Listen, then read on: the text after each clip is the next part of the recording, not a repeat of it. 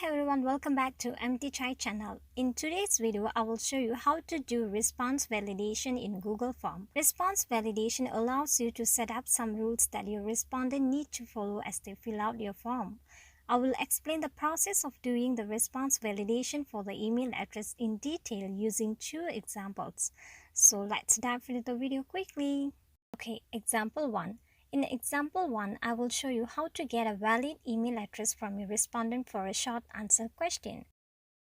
To do this, click on the three dots in the bottom right corner of this question and choose the response validation. Then decide which type of role you want. Email address is a text, so select text, then choose email. In this custom error text, type the message you want to show to someone when they enter an invalid email address. So I'm going to type here, please enter a valid email address. Example, masha@gmail.com.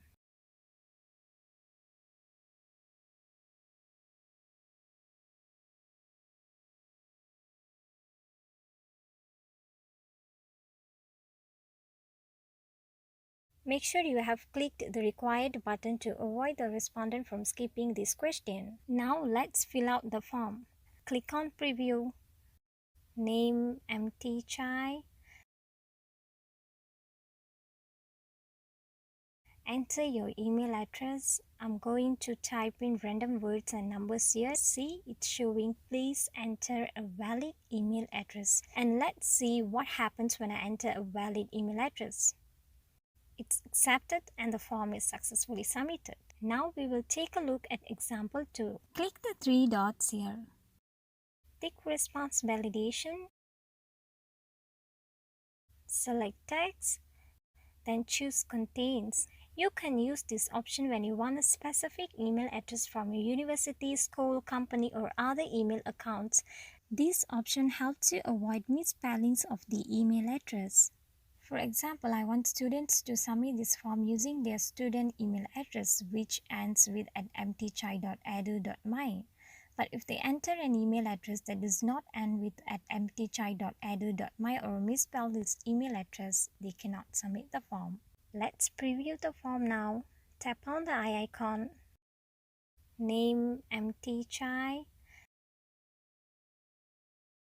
enter your email address. I'm going to misspell the word edu as DEU. See, it's showing an error. But when I type @mtchai.edu.my correctly, and yes, it works perfectly. I believe this video is helpful to you, and if you like this video, put a thumbs up, subscribe to my channel, hit the bell button to get all my latest video notifications, and share this video with others. Also, check out my video here on the process of applying skip logic in Google Form and how to build a theoretical framework for your thesis. Thank you for your love and support, and thanks for watching.